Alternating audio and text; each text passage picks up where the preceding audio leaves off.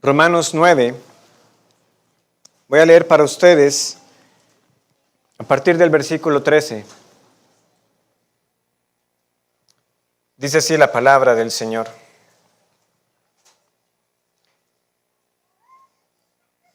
Como está escrito, a Jacob amé, mas a Esaú aborrecí.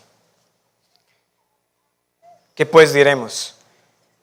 ¿Que hay injusticia en Dios? En ninguna manera. Pues a Moisés dice, tendré misericordia del que yo tenga misericordia, y me compadeceré del que yo me compadezca.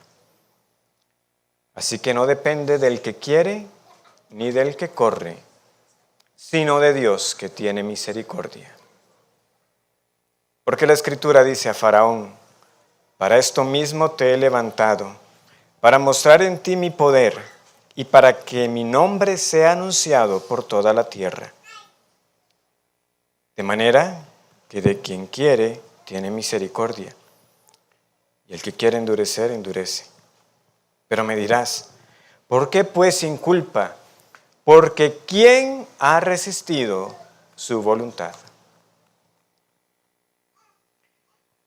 A Jacob amé, mas a Esaú aborrecí.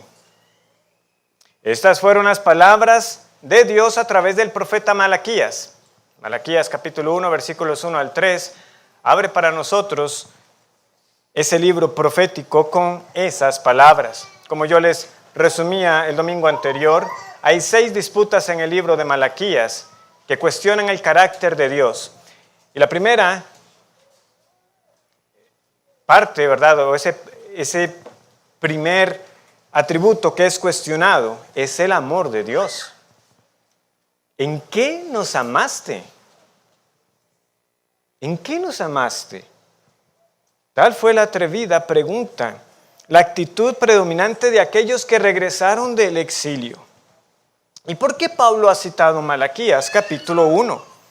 Bueno, para demostrar que los que son del verdadero Israel son aquellos quienes Dios ha escogido según su propósito. Es a estos, a los que Dios llama para sí, a los que Él escoge para sí, a los que los circuncida en Cristo. Porque ese es el punto que Él está defendiendo. Los verdaderos israelitas no son los que tienen una operación hecha a mano, no son los que tienen una marca externa, son los que tienen una circuncisión de corazón hecha por Dios mismo. Ese es el lenguaje que Pablo emplea en su carta a los Colosenses. En Él fuisteis circuncidados, no con una circuncisión hecha a mano.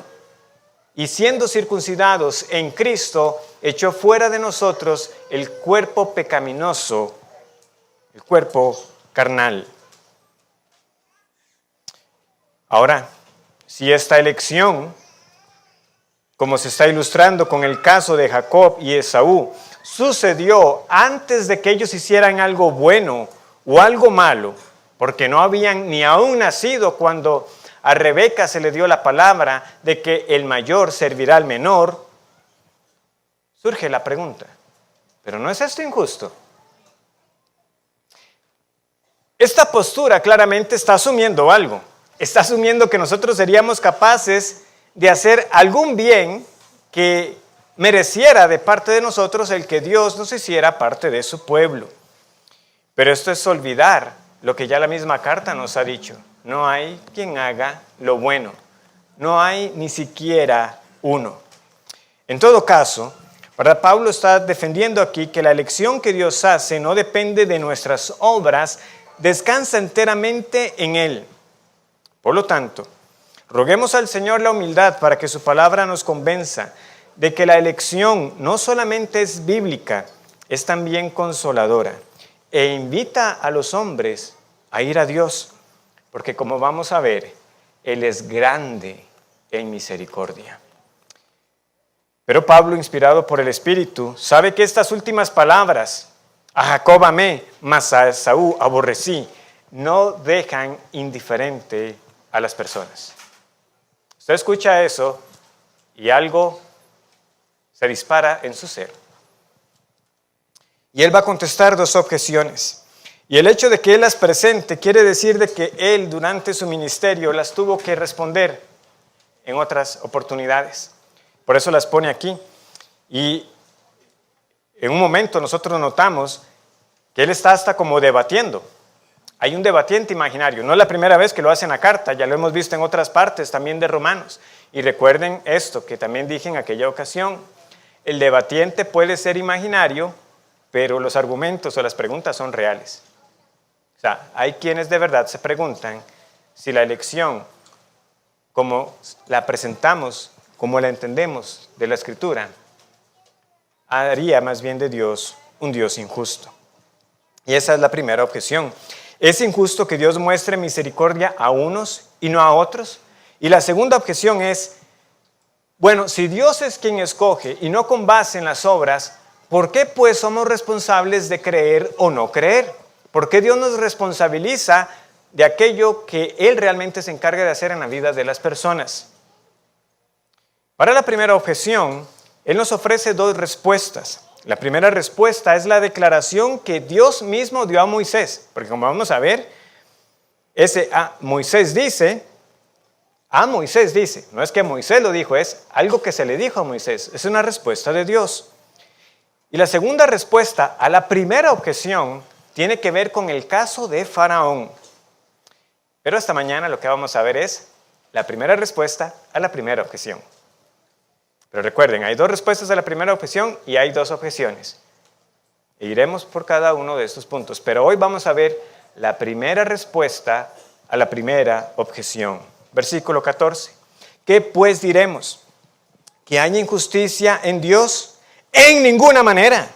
Pues a Moisés dice, tendré misericordia del que yo tenga misericordia y me compadeceré del que yo me compadezca. Así que no depende del que quiere ni del que corre, sino de Dios que tiene misericordia.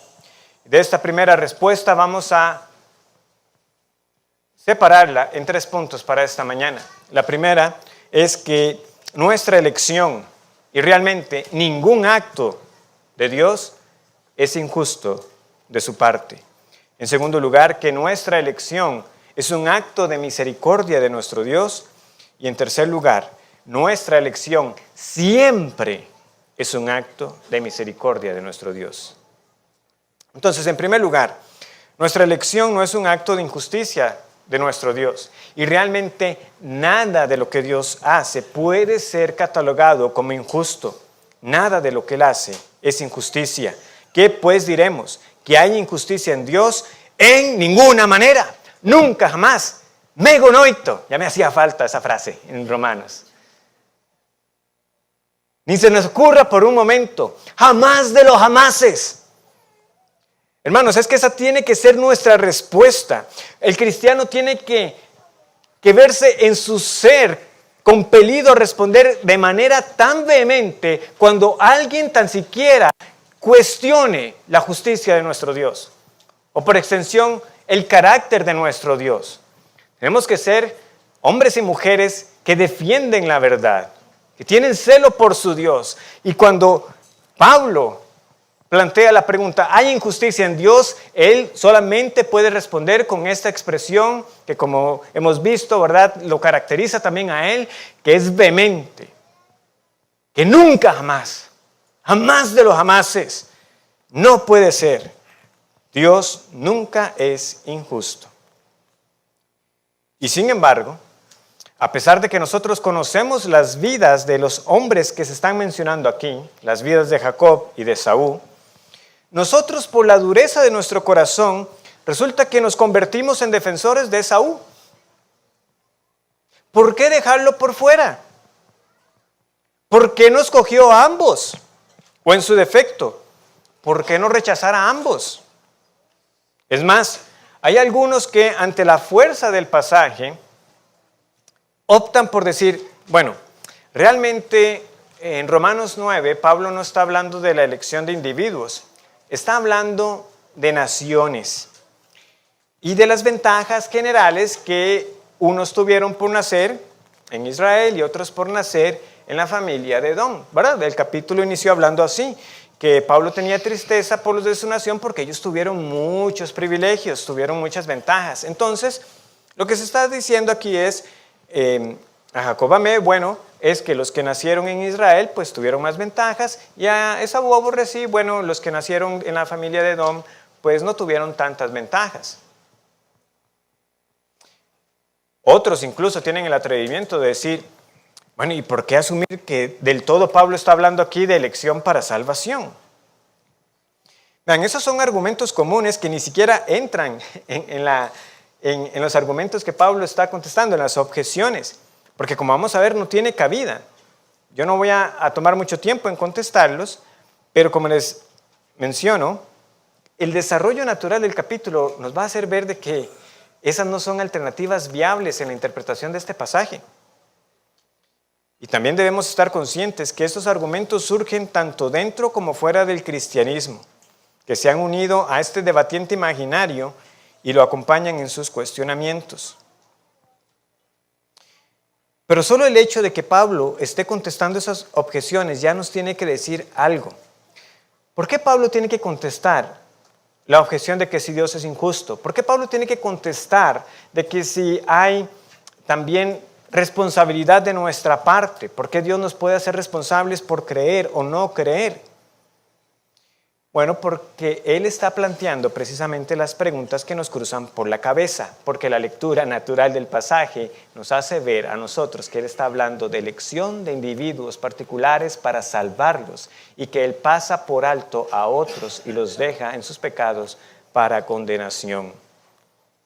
Como dice un comentario, debe notarse que si Pablo se refiriera aquí solamente a los privilegios externos que acompañan a la elección en lugar de la elección para salvación, o si quisiera decir por elección que Dios escoge para vida eterna a aquellos que Él ve que cumplirían las condiciones estipuladas, en este caso, las dos objeciones que Él mismo presenta y Él mismo contesta serían nulas y sin sentido. Hubiera bastado con que Pablo aclarara que él no estaba hablando de la elección para salvación, o que la elección es condicionada y por tanto que es determinada por las propias acciones humanas. Y por lo tanto, esta sección hubiera desaparecido. ¿Entienden lo que se está buscando desarrollar aquí? Espero que veamos el punto. O sea, ¿por qué Pablo tiene que presentar objeciones si no es porque precisamente está hablando de elección de individuos, y que la elección está implicando aquí el hecho de que unos son para salvación y otros para condenación? ¿Cómo sabemos nosotros que Pablo no está hablando de la escogencia de naciones y los beneficios que quiso dar a una u otra? Bueno, por lo siguiente, es cierto que cuando en el primer ejemplo que se estudió, el de Ismael y el de Isaac, de Ismael también salieron pueblos.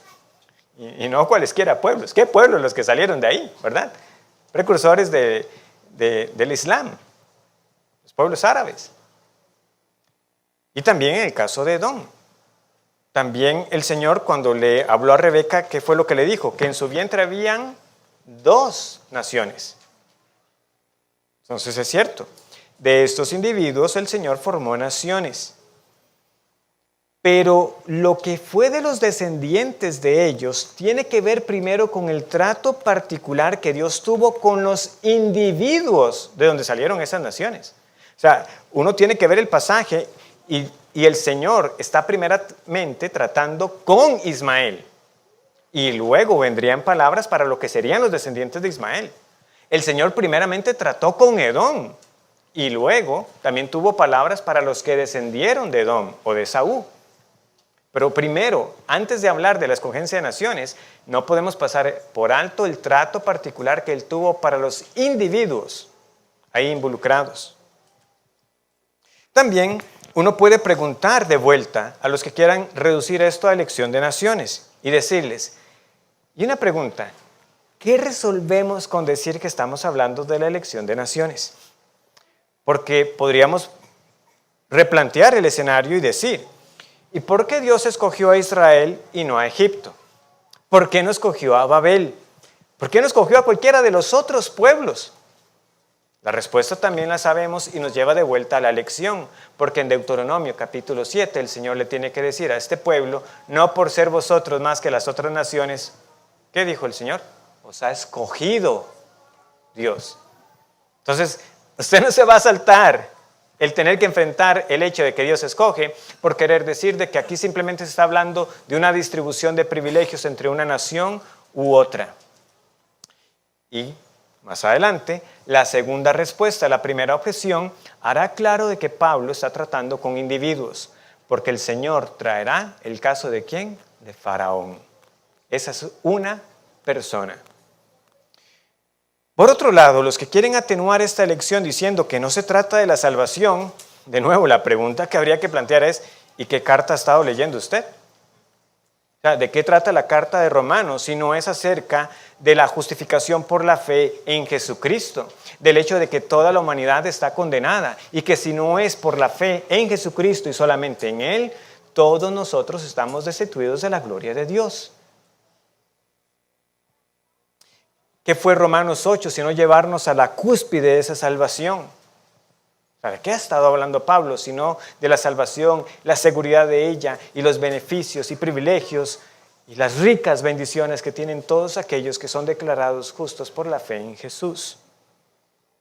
Pero de nuevo, si nos queda dudas, el lenguaje que veremos en el capítulo 9 hablará de vasos de honra y vasos de deshonra. Hablará de unos para gloria y otros para destrucción. Hablará de un remanente escogido para salvación. Y todo esto citando el Antiguo Testamento. En todo caso, no perdamos de vista la declaración central. ¿Cuál es el punto en cuestión? Que no hay injusticia en Dios. Esto es trascendental, porque al hablar de la justicia de Dios, nosotros no hablamos solamente de los actos de Dios, ¿verdad? La justicia de Dios va más allá de lo que Dios hace. Nosotros estamos hablando de su ser. Es un atributo divino. Dios es justo. Él es justo. Dios es justicia. Y porque es justicia, Él hace lo recto o actúa de manera que nunca pueda ser acusado de injusticia. Nunca actúa contrario a la justicia, porque si no estaría actuando contrario a su ser. Nunca injustamente, o Dios dejaría de ser Dios. Varios salmos, varias partes de la Escritura testifican de esto. La justicia y el juicio son el cimiento de su trono. Cantamos cada vez que entonamos el Salmo 97. Conocerlo y entenderlo a Él, como tenemos ese conocido verso de Jeremías 9:24 que es conocer que Dios hace justicia y juicio, porque estas cosas quiero.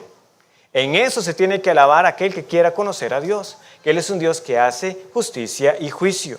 La ley que el Señor nos dio refleja su justicia. ¿Y qué sucede cuando nosotros transgredimos la ley de un Dios justo? Es pecado. Esa es una de las definiciones básicas del pecado. El pecado es transgresión de la ley. ¿Por qué sería pecado? Porque precisamente viene de un Dios justo. No hay injusticia en su ley. No hay apelación que uno pueda presentar para decirle a Dios, bueno, ciertamente quebranté esta parte de tu ley, pero si nos sentamos a verlo, Señor, ¿realmente es justa esta ley que tú has dado? Nadie podría decir eso jamás. Aquí es donde nosotros recordamos nuestra posición como criaturas, porque cuestionar sus actos es pretender que somos más sabios que Él, que podemos enseñarle al Todopoderoso cómo debería actuar. Es ponernos nosotros en el asiento de juez y a Dios en el banquillo de los acusados. Y créame, nunca deberíamos tener tal atrevimiento. Pero eso es lo que estamos queriendo plantear. Si queremos acusar a Dios de injusticia, es yo juzgo y Dios, usted recibe la sentencia.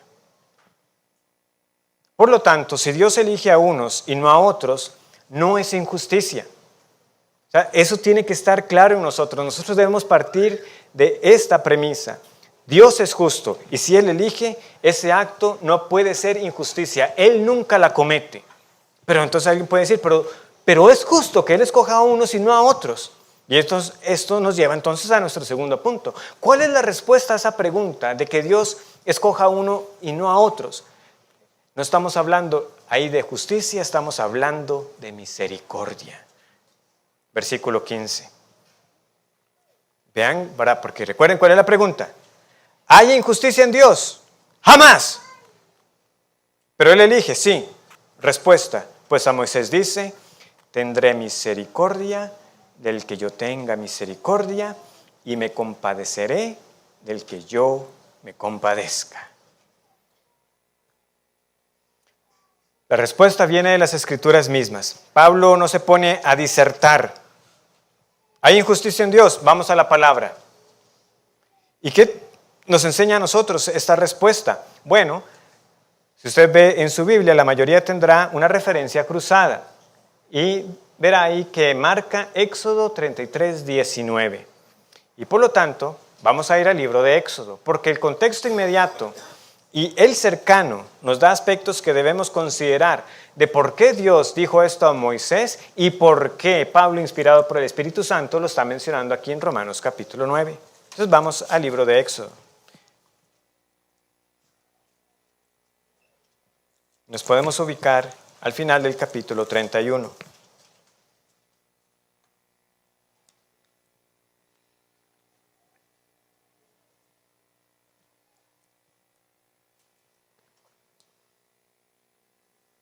Pero sigamos notando aquí, hermanos y amigos, Pablo sigue apelando a las Escrituras. La base de la doctrina de la elección es la palabra misma. No solo por lo que ella nos enseña, ¿verdad? Ella nos está enseñando acerca de la elección al estudiar las narrativas. O sea, tenemos que ver que si no tuviéramos declaraciones explícitas sería una conclusión a la que debemos de llegar. O sea, él escogió a Isaac en lugar de Ismael, escogió a Jacob en lugar de Esaú. Dios elige. Es una enseñanza a través de la narrativa. Pero también se enseña explícitamente por declaraciones de la palabra de Dios. Y no solamente por la palabra de Dios en sí misma, sino porque Dios lo dice. Lo que estoy diciendo aquí es lo siguiente, hermanos. Claramente toda la Biblia es inspirada por Dios y la llamamos como un todo la palabra de Dios. Pero a lo que vamos a llegar es que es Dios mismo que nos está diciendo. O sea, no es una conclusión de Moisés. No es Moisés disertando a la luz de los hechos y diciendo, ¿saben? Realmente Dios tiene misericordia de quien quiere. No. Moisés lo registró para nosotros como palabras mismas que salieron de la boca de Dios. Dios tiene misericordia de quien quiere. Ahora, ¿cómo llegamos a ese diálogo? Como les decía, el contexto es importante. Y antes de llegar al capítulo 32, notemos la transición en la división como la tenemos. Versículo 18 del capítulo 31. Y dio a Moisés, Dios, ¿verdad?, cuando acabó de hablar con él en el monte de Sinaí, 2 tablas del testimonio, tablas de piedra escritas con el dedo de Dios. Viendo el pueblo que Moisés tardaba en descender del monte, se acercaron entonces a Aarón y le dijeron, levántate, haznos dioses que vayan delante de nosotros, porque a este Moisés, el varón que nos sacó de la tierra de Egipto, no sabemos qué le haya acontecido. Yo no voy a salir del asombro de Éxodo 32. O sea, ¿sí? Lo leo, cada vez que paso por ahí, yo digo, no entiendo. O sea, no entiendo, Aarón, ¿qué pasó con Aarón? O sea, Aarón no se opone. O sea, ¿qué están diciendo? Él está hablando con Dios, esperemos que venga. Dios nos sacó de Egipto. Aguardemos por la venida de Moisés. No. Es como que hasta toma la iniciativa. Aarón, haznos dioses. ¿Sí? Aparten los zarcillos. Versículo 2. De oro que están en las orejas de vuestras mujeres, de vuestros hijos y de vuestras hijas, y traédmelos. Entonces todo el pueblo apartó los zarcillos de oro que tenían en sus orejas y los trajeron a Aarón, y él los tomó de las manos de ellos y les dio forma con un buril. Esa parte es importante, porque luego cuando Moisés lo confronta, él dice, no, es que salió. ¿Cómo que salió? O sea, yo nunca he tomado algo así para que salga, ¿verdad? Como les digo, es que como el pasaje es tan increíble lo que está pasando, a veces pudiera ocasionar esa reacción en nosotros, pero hermanos, es serio. Porque aunque explícitamente no se nos dice cuánto tiempo le tomó a Aarón, vean, yo infiero del pasaje que eso lo hizo él con mucha diligencia y que lo acabó en cuestión de un día. ¿Por qué digo eso? Porque vean el versículo 6. Y al día siguiente madrugaron. Vean la diligencia de Aarón y del pueblo. Qué prontos para adorar. Qué prontos que bien de mañana están despiertos. ¿Para qué? Y ofrecieron holocaustos y presentaron ofrendas de paz. Y se levantó el pueblo a comer y a beber. Y se levantó a regocijarse. Ahora, para darse una idea de este regocijarse, esto incluyó cantos, porque luego el Señor le dice a Moisés de que él está escuchando voces y Moisés le dice, pero eso me parecen alaridos. ¿Quién sabe qué estaban cantando, verdad? Pero, no, eso es voz de canto, Moisés. Es voz de canto. Y cuando Pablo cita en 1 Corintios 10, lo que tenemos ahí es que además de cantos también hubo bailes y juegos. Todo eso está dentro de la palabra regocijarse. Es para que se imaginen el ambiente que realmente se había formado. Por eso es que se usa luego también la palabra desenfreno. Eso es lo que está ocurriendo ahí. El pueblo perdió los límites. Se avergonzaron delante de sus enemigos. Es como también leemos en el capítulo. El resto de la historia lo sabemos. Moisés destruye el becerro, él reprende a Aarón, los amonesta para que pongan fin precisamente a ese desenfreno como él lo menciona. Los levitas atienden, toman la espada y murieron como 3,000 hombres. Y Dios le dice a Moisés, los voy a consumir y voy a hacer de ti una nación. ¿Qué es lo que dice Moisés? Esa respuesta también ya la consideramos hace unos domingos. Versículo 33. Veamos el versículo 31. Entonces volvió Moisés a Jehová y dijo, te ruego, pues, este pueblo ha cometido un gran pecado, porque se hicieron dioses de oro, que perdones ahora su pecado, y si no, ráeme ahora de tu libro que has escrito. ¿Verdad? Cuando Pablo dijo que él estaba dispuesto a ser anatema por amor a los de su nación, vimos cómo antes también en Moisés tuvimos palabras de hasta dónde estaría dispuesto por los suyos. Ráeme, quítame del libro. ¿Pero qué le dice el Señor? No, Moisés. ¿A quién tengo yo y a quién no? Es mi potestad. Versículo 33. Y Jehová respondió a Moisés, al que pecare contra mí, a este raeré yo de mi libro.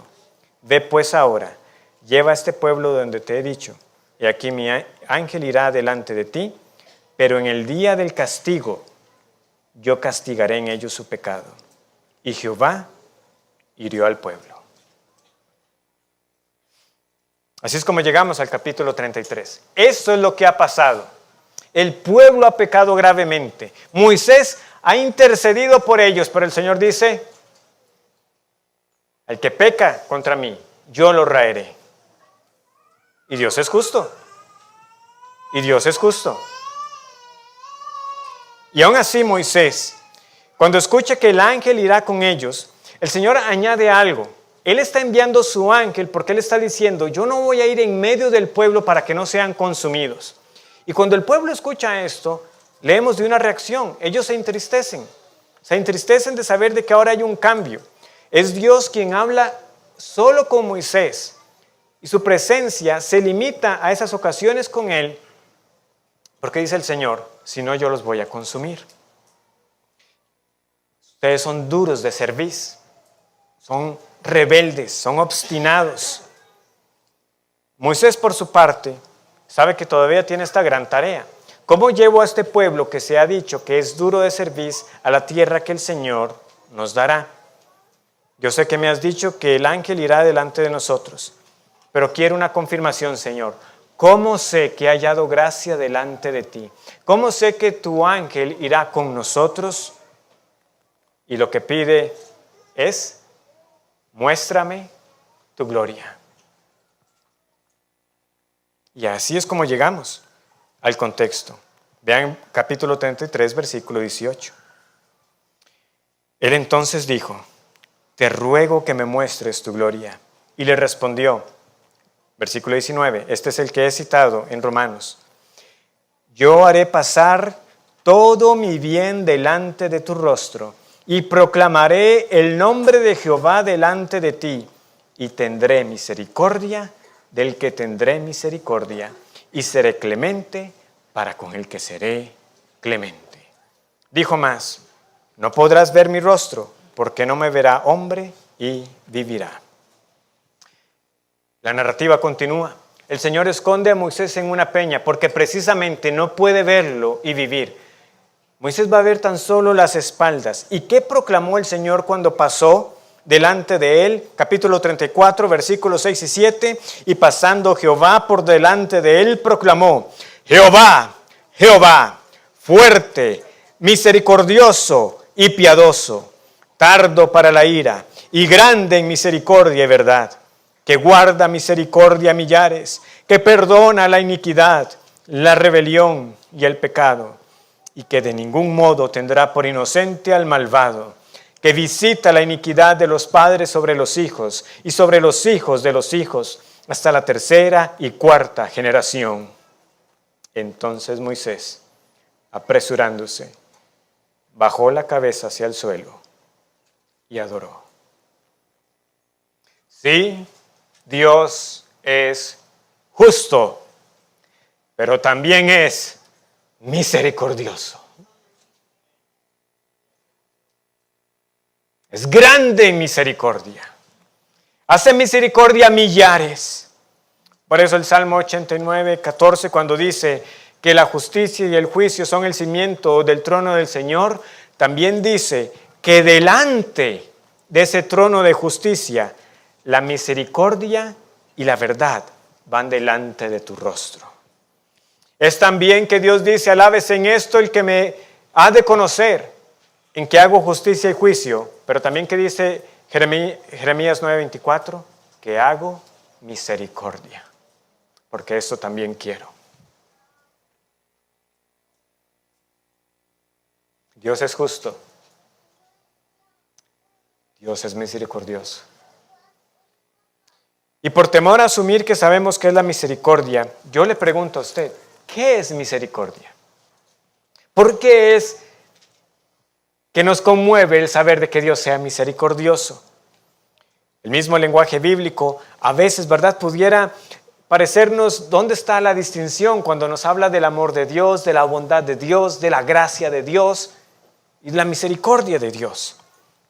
Pero podemos distinguir la misericordia como ese favor inmerecido de parte del Señor, en el cual se compadece de nosotros por causa de nuestras miserias, porque Él se acuerda de nosotros y sabe que somos polvo, porque sabe que estamos nosotros sufriendo las consecuencias de nuestro pecado. Pero notemos ese inmerecido, porque sea que hablemos de gracia o sea que hablemos de misericordia, el inmerecido no puede faltar. ¿Por qué? Porque siempre es un acto libre de Dios. Él no está obligado a mostrar misericordia. Eso es lo que tenemos que entender. Para que la misericordia sea misericordia, Dios la mostró porque quiso, no porque debía. Dios no tiene que ser misericordioso con nosotros. Dios pudo destruir a ese pueblo después de semejante idolatría, de bailarle a un becerro de oro, pero no los consumió.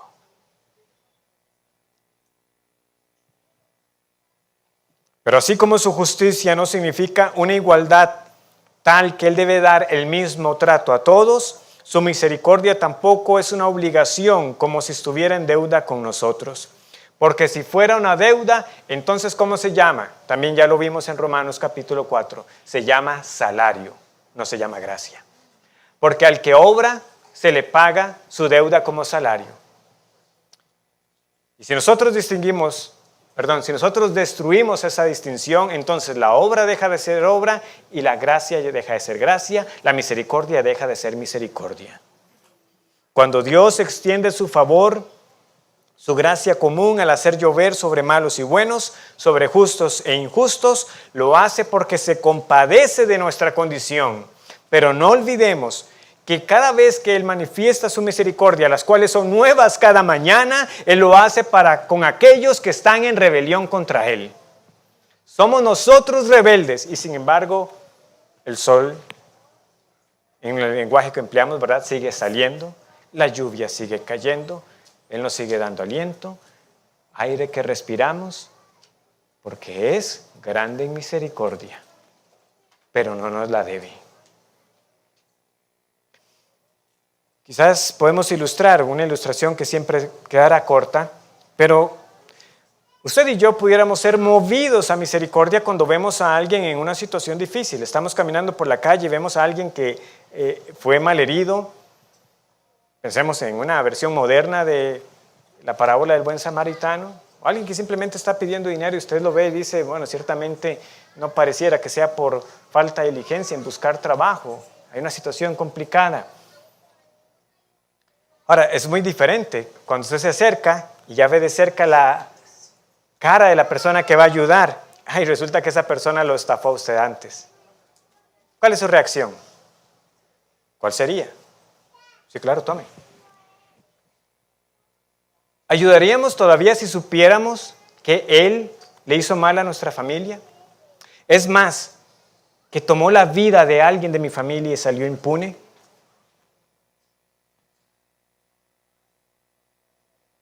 Dios muestra su misericordia para personas rebeldes, como nosotros, cada día. La pregunta no es si hay injusticia en Dios, porque nunca la hay. Es, ¿fue Dios justo o fue misericordioso cuando Él escogió? Pero nunca injusto. Fue misericordioso. El Dios que quemó a Nadab y a Abiú es el mismo Dios que impidió a Moisés entrar a la tierra prometida.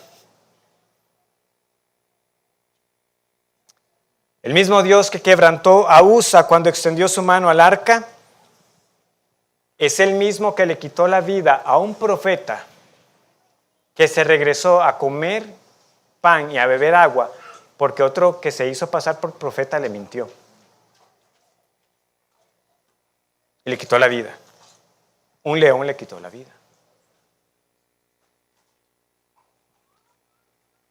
El mismo Dios que salvó a Noé, que llamó a Abraham, que salvó a Rahab y que perdonó a David, es el Dios que escuchó la oración de un rey como Manasés, es el mismo Dios que salvó a Pablo, es el mismo Dios que sigue salvando a muchos hoy, que deberíamos haber sido cortados de existencia hace mucho tiempo. No lo olvides. Como Usa pude haber sido fulminado hace mucho tiempo, como Nadab y Abiú, como muchos otros que vemos en la Escritura a los que Dios no fue injusto, simplemente actuó con justicia. Y asimismo fueron cortados. La tierra se abrió para tragarse a muchos rebeldes que pecaron con Coré. ¿Merecíamos entonces todos la condenación? Sí. ¿Tenía Dios que salvar a todos? No. Eso no fue lo que Él determinó. Él quiso elegir y nuevamente esto no es injusticia. Y a los que Él eligió, los eligió por el puro afecto de su voluntad.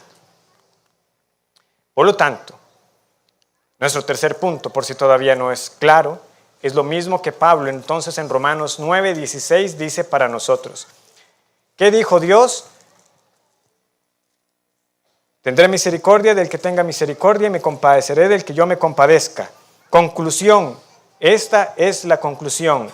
Versículo 16. Así que no depende del que quiere ni del que corre, sino de Dios que tiene misericordia. Podemos decirlo así categóricamente, nuestra elección siempre es un acto de misericordia de nuestro Dios. Así que, por lo tanto, conclusión, no depende del que quiere ni del que corre, sino de Dios que tiene misericordia. No es por obras para que nadie se gloríe. Jacob y Esaú, de antemano, no habían ni aún nacido ni hecho lo bueno ni lo malo, cuando ya se había dicho, el mayor servirá al menor. ¿Por qué? Porque Dios quiso tener misericordia de Jacob. Ahora alguien puede leer el versículo 16 y también naturalmente puede surgir otra pregunta. ¿Hay quien quiera? O sea, nos está diciendo el pasaje a nosotros de que hay personas que quieran pero no puedan. Hay alguien que se pueda esforzar, que está corriendo, pero Dios no va a tener misericordia de él porque no es de los escogidos. La respuesta es no. Y lo sabemos porque de nuevo ya la carta nos ha dado la respuesta, como siempre apelando a las Escrituras. Romanos capítulo 3. ¿Qué dice la Escritura? Versículos 10 al 12. ¿Cómo está escrito? No hay justo ni aun uno. No hay quien entienda. ¿Y no hay qué? No hay quien busque a Dios. Todos se desviaron, aún se hicieron inútiles. No hay quien haga lo bueno. No hay ni siquiera uno. Y luego se nos dan ejemplos puntuales de cómo pecamos con nuestros labios, con nuestros oídos, con nuestros ojos, con nuestros pies, presurosos para pecar contra el Señor. No hay quien busque a Dios. Entonces no pueden imaginarse que en el versículo 16 el cuadro es de alguien que está diciendo: yo he querido realmente por tanto tiempo ser del Señor, creer en Él, servirle a Él, pero Dios me lo ha impedido porque no soy de sus escogidos. Entendimiento incorrecto de la doctrina. Eso no es lo que se está enseñando aquí. Porque no queremos. Naturalmente el hombre no quiere estar con Dios.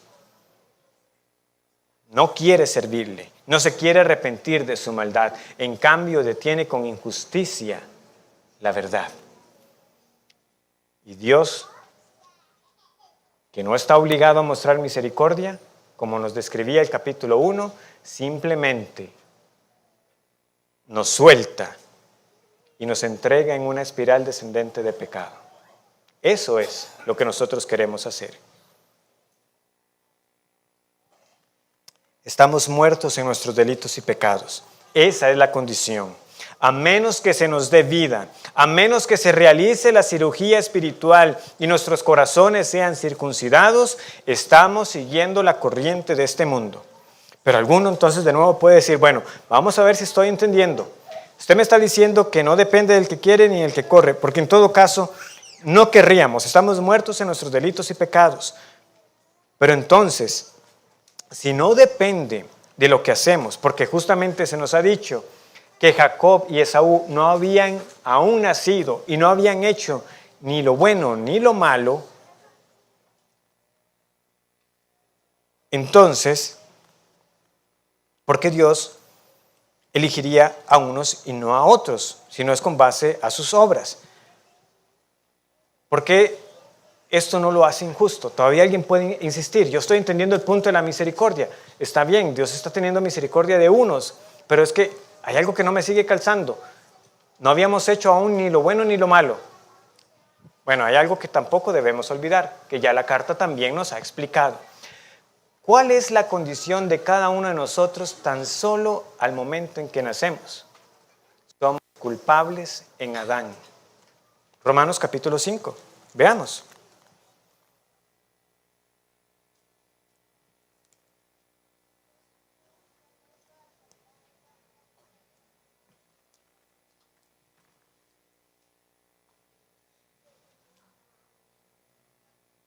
Versículo 12. Por tanto, como el pecado entró en el mundo por un hombre, y por el pecado la muerte, así la muerte pasó a todos los hombres, por cuanto todos pecaron. Y versículo 19. Porque así como por la desobediencia de un hombre, los muchos fueron constituidos pecadores, así también por la obediencia de uno, los muchos serán constituidos justos. Hermanos, nuestra situación no tiene remedio ni salvación por ninguna parte, por ningún lado, aparte de Dios. Estamos caídos en Adán. Él como nuestra cabeza nos representó y también ya pasamos por esta porción. Si usted nos acompaña recientemente y quiere indagar más, De nuevo, estamos para servirle, están los sermones también de Romanos capítulo 5, pero el punto es este. Ninguno de nosotros hubiera hecho diferente a Adán. Él era un varón perfecto, sin inclinación al pecado, y pecó voluntariamente. Él desobedeció a Dios y con él caímos todos nosotros. Somos condenados por estar en Adán y además somos condenados porque cada uno cuando peca está demostrando lo que ya en su naturaleza es, un pecador.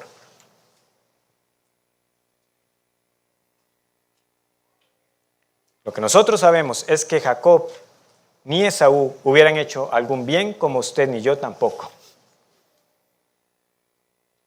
Adán como nuestra cabeza nos condenó, nosotros por nuestros propios pecados también hemos sido destituidos de la gloria de Dios, detenemos como injusticia la verdad de Dios, hemos pecado con ley o sin ella. Todo lo que Dios pudo ver en nosotros aparte de su gracia era pecado. Por eso es que las obras no pueden ser el fundamento. De nuevo, lo que Dios puede ver en nosotros es la condición sin Cristo, o si estamos en Cristo, lo que Él puede ver es la obra que Él hace en nosotros por estar en Cristo.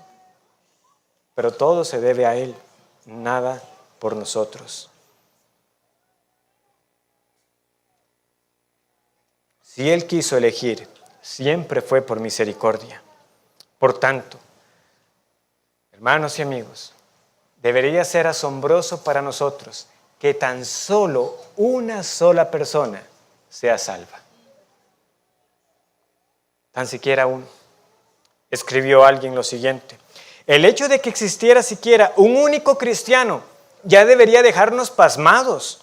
El que hubiera una sola persona redimida de una eternidad de perdición debería dejarnos con la boca abierta y atónitos. ¡Cuánta gracia y cuánta misericordia! Pero hermanos, sabemos que no es solo uno, son muchos, porque Dios es grande en misericordia.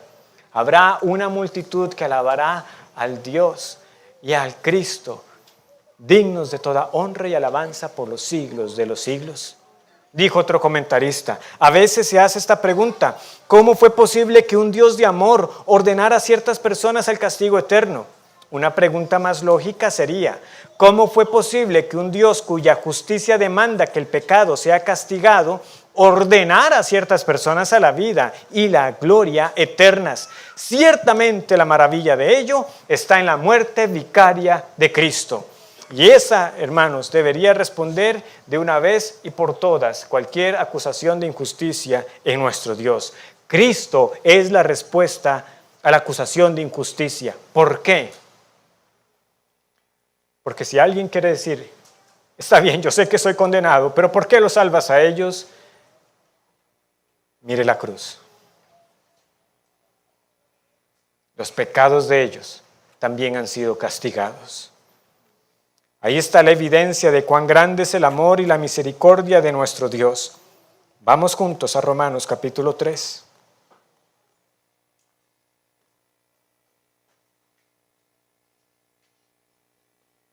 Todos somos justamente condenados, pero muchos misericordiosamente son justificados por gracia. Versículo 24. Siendo justificados gratuitamente por su gracia, mediante la redención que es en Cristo Jesús, a quien Dios puso como propiciación por medio de la fe en su sangre, para manifestar su justicia, a causa de haber pasado por alto en su paciencia los pecados pasados, con la mira de manifestar en este tiempo su justicia, a fin de que Él sea el justo y el que justifica al que es de la fe de Jesús. Ahí está la gran declaración. Dios no es injusto. Vean la manifestación más plena de toda justicia, de que Él en efecto no deja ningún pecado sin castigar, porque castigó al Hijo, lo llevó a la cruz y descargó la ira por los pecados que hemos cometido. Y todo aquel que se apropia de esa obra de Cristo en la cruz, que dice: yo lo creo, yo sé que no puedo salvarme por nada que pueda hacer, pero creo en Cristo, creo en aquel que murió, creo en aquel que el Padre envió a morir en la cruz para castigar mis pecados, y la condenación que yo merecía ahí fue satisfecha. Por Él puedo presentarme justo ante el Dios justo. ¿Y por qué hizo eso Él? ¿Por qué envió al Hijo? Porque es un Dios grande en misericordia, sin comprometer su justicia, y más bien para manifestar su justicia, castigó nuestra maldad en Cristo. Él es la propiciación, la expiación, la aplacación de la ira por nuestros pecados. Y Cristo, quien fue sin pecado, y el varón perfecto que cumplió la ley a cabalidad, tenemos la justicia de este varón perfecto, ahora contada a nuestro favor. Eso no es otra cosa sino misericordia. Que a mí se me cuente justo por lo que otro hizo. Y Dios la quiso tener para muchos aquí. Hermanos y amigos, entonces, Dios no solo es justo, no solo es misericordioso, Él es también soberano. Porque en esta declaración de Romanos 9, la única potestad pertenece a Dios. Es de quien Él quiera. Él hace todo lo que se ha propuesto. Y sin embargo Dios no es antojadizo, no actúa por capricho, pero algo sabemos. Si Él determina una cosa, ¿quién lo hará cambiar? Job 23:13. Debemos reconocer que Él es quien tiene esta prerrogativa de hacer con lo suyo lo que quiere. Debemos postrarnos y sin recelo alguno admitir que no estaba en obligación de salvar, que nuestro destino pudo ser el mismo de los ángeles que cayeron, a los cuales no socorrió, sino que los arrojó al infierno y los reservó para el juicio. Pero no hizo así. ¿Por qué? Porque muestra su misericordia de quien quiere tenerla y no la debe a nadie. Una parábola que enseña esta potestad divina de hacer lo que quiere con lo suyo, ya solo se les tiene que dar la pista, es Mateo 20, y es la parábola de los obreros de la viña. Si quieren pueden buscar conmigo, si no pueden escuchar. Pero en Mateo 20, esta potestad de Dios de hacer lo que quiera y de mostrar su bondad y su misericordia como Él quiera, es tal, ¿verdad?, de que esta parábola a veces pudiera también mostrar ese recelo hasta entre creyentes, de que por qué Dios ha querido darles a unos más dones que otros. Vean, en la antigüedad, y en particular en la Palestina del primer siglo, un terrateniente lo que hacía era que se iba muy temprano al mercado. Y en el mercado estaban todos los, que llamaríamos ahora los peones, ¿verdad?, los labradores, esperando que alguien los contratara. Ahí estarían congregados, ¿verdad?, esperando que alguien los llegara a contratar. Llega el terrateniente, usted sí, usted sí, usted sí, vayan, y por un día de trabajo se les va a dar el pago. El pago justo, y esa es la palabra que se usa, es un denario. Esa era una buena paga por un día de trabajo. Yo sé que eso lo han escuchado muchas veces. El asunto es que conforme va pasando el día, el dueño de la viña sigue buscando más trabajadores. De manera que ya hay unos que no van a trabajar las 12 horas, ¿verdad? Recuerden que será el jornal, por decirlo así, de 6 a 6. Y a esos, ¿verdad?, porque a los primeros que contrató les dijo, yo les voy a pagar el denario, pero a los siguientes, conforme van pasando las horas, dice, vaya trabaje, ¿qué hace aquí? Es que nadie nos ha contratado. Bueno, vaya trabaje y yo le voy a pagar lo que sea justo. Nunca les dijo cuánto les iba a pagar. Honestamente, nadie iba a esperar tampoco que les diera el denario completo, mucho menos cuando se trabajó 1 hora, que ese es el último grupo. 1 hora. Entonces la sorpresa viene cuando a la hora de pagar se invierte el orden. Imagínense que como si usted cuando hubiera ido a recoger café, si alguna vez lo hizo, en mi caso yo hubiera sido de los primeros, pero que no tenía mucho que contar, ¿verdad? 1 cajuela, 2 cajuelas como mucho, ¿verdad? Y me ganaba, no sé qué, 800 colones, ¿verdad? Entonces, están llamando a los que trabajaron menos y les van a dar el pago. Y les dan un denario, como si hubieran trabajado todo el día. Entonces, los que están atrás, y seguro están haciendo cuentas.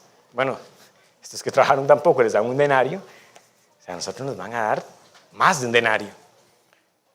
Pero no. recibieron un denario también. Entonces, las quejas no se hicieron esperar.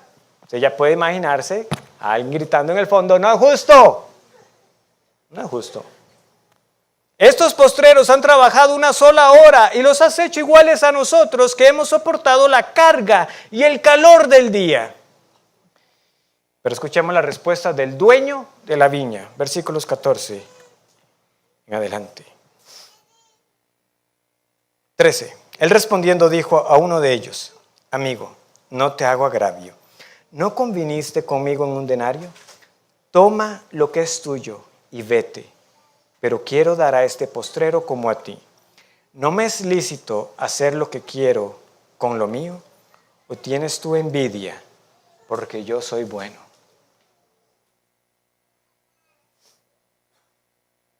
Esa es la pregunta que el Señor nos hace. ¿No me es lícito hacer lo que quiero con lo mío? Como dijo otro autor, estamos tan acostumbrados a los patrones normales de gracia y misericordia de Dios que no solo comenzamos a darlos por sentados, los asumimos y empezamos a exigirlos. Y si no los conseguimos, enfurecemos. Pero que se nos quede esto bien grabado. Cuando nosotros pensamos que Dios nos debe misericordia, no estamos pensando ya más en misericordia, estamos pensando en justicia. Y si Dios tratara con nosotros con el peso de su justicia, el infierno es lo que nos toca.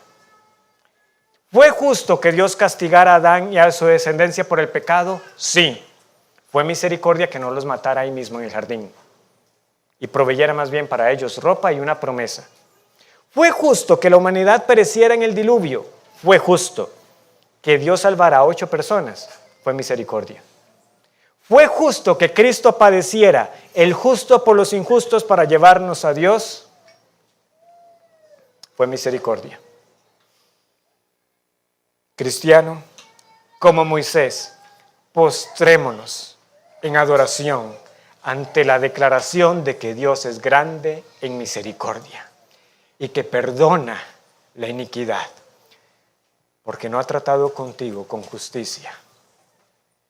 Y amigos en Cristo, la conclusión esta mañana es que precisamente la doctrina de la elección no es para justificar ninguna incredulidad, es para mostrarte que este Dios que es grande en misericordia sigue salvando hoy.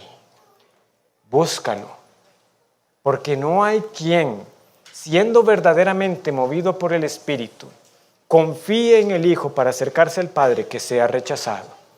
Eso nunca ha ocurrido y nunca ocurrirá. Entréguese a la misericordia de Dios.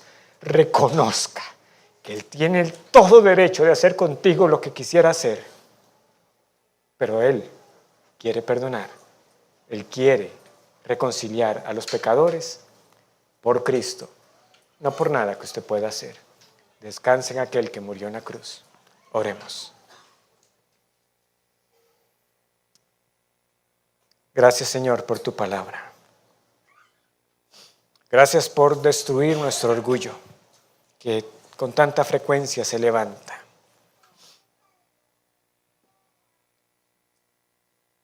Cuando olvidamos de dónde nos sacaste y que no estabas en ninguna obligación de salvarnos. De verdad que nos quedamos sin palabras. Perdónanos, Señor, por a veces ser tan ligeros en hablar de la salvación, por una alabanza y fervor tan escasos.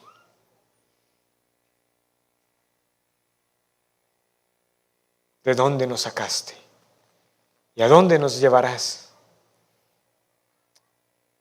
Es para que vivamos para ti.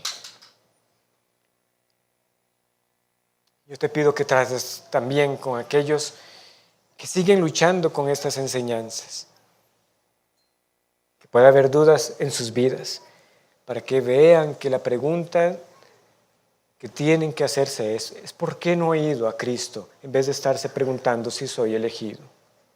o si es justa la elección. Alabado sea, Señor, porque eres bueno, porque para siempre es tu misericordia. Que te alaben los hijos de los hombres. En Cristo lo decimos. Amén.